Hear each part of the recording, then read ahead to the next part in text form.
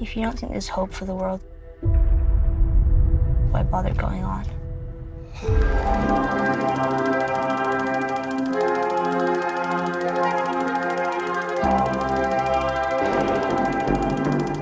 The Last of Us este o nouă șansă pe care HBO îi o acordă lui Pedro Pascal să aibă grijă de o ființă mică și aparent neajutorată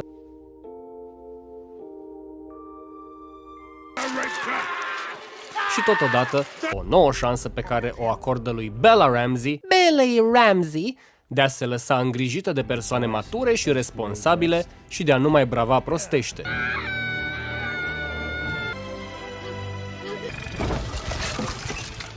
Ce m-a atras la acest serial nu a fost tema, care a fost tratată până la refuz în ultimii ani, ci creatorul ei, Craig Mazin, nimeni altul decât mastermind-ul din spatele cele mai bune miniserii din probabil ultimul deceniu, sinistrul Chernobyl, care cred că a ridicat ștacheta pentru orice docudramă sau dramă istorică la cote greu de atins.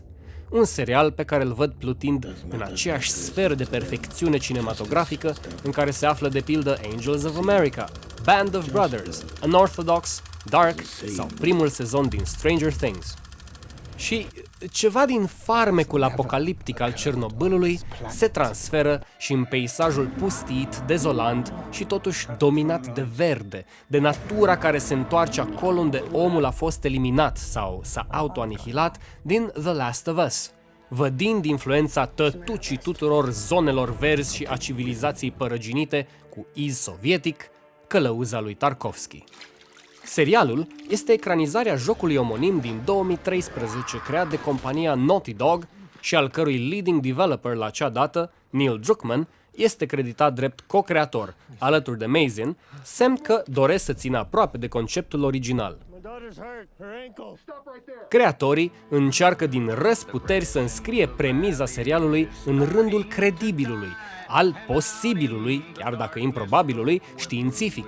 Astfel că primul episod, spre deosebire de joc, debutează cu o emisiune științifică, în care Om de Știință 1 și Om de Știință 2 reduc un public sceptic la înmărmurire după ce prezintă ipoteza fungilor, a.k.a. ciupercilor, care pun stăpânire pe creierul animal, implicit uman, și îi anihilează complet voința, transformându-l în... Nu putem pronunța cuvântul, pentru că asta ar însemna că avem de-a face cu încă un banal film cu zombie. Goddamn runners, cause one of these bumpers bit her. Sniffers. I can't live in a world with these barfers running the streets. Damn these infectors. I just thought of a new name for them.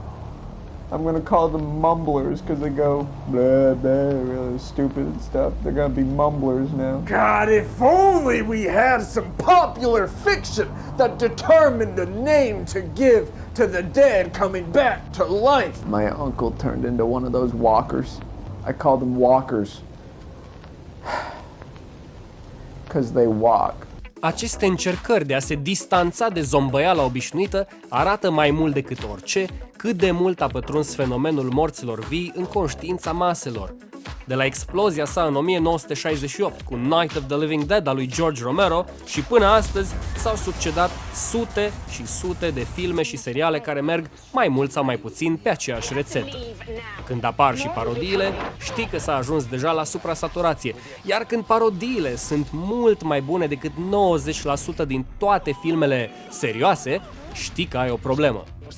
Mă gândesc desigur la Shaun of the Dead al lui Simon Pegg și Nick Frost, dar și la episodul din South Park Night of the Living Homeless, ambele de excepție pentru că nu se rezumă doar la a parodia filmele de gen, ci folosesc motivul zombilor ca o metaforă pentru a ridiculiza anumite comportamente umane. Dacă filmul e o provocare, serialul cu zombie e o provocare și mai mare, pentru că nu e așa, cât de mult poți să mulgi vaca. A se vedea The Walking Dead, care de la un sezon la altul a scăzut tot mai mult în calitate și s-a transformat într-o telenovelă ieftină, la propriu și lipsită de noimă, că lăcomia studioului nu cunoaște limite. AMC Studios. Shame.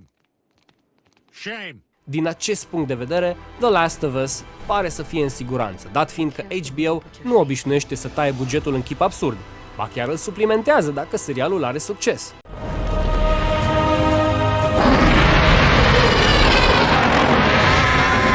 Dorința creatorilor de a se distanța de clișeele genului e mult prea mare, doar pentru a se lovi de altele.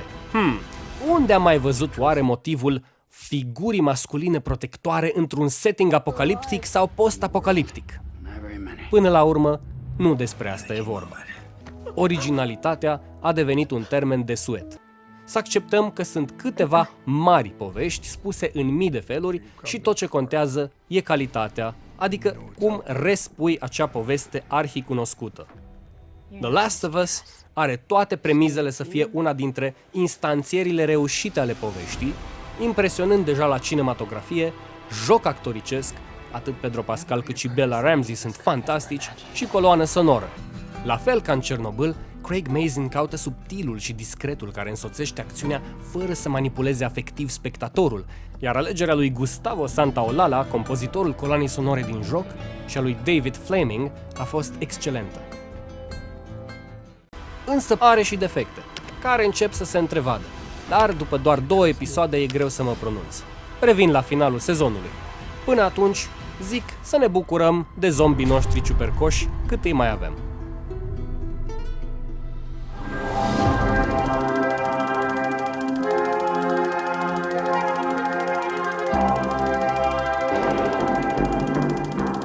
Any zombies out there? Don't say that. What? That? What? That? The Z word. Don't say it. Why not? Because it's ridiculous.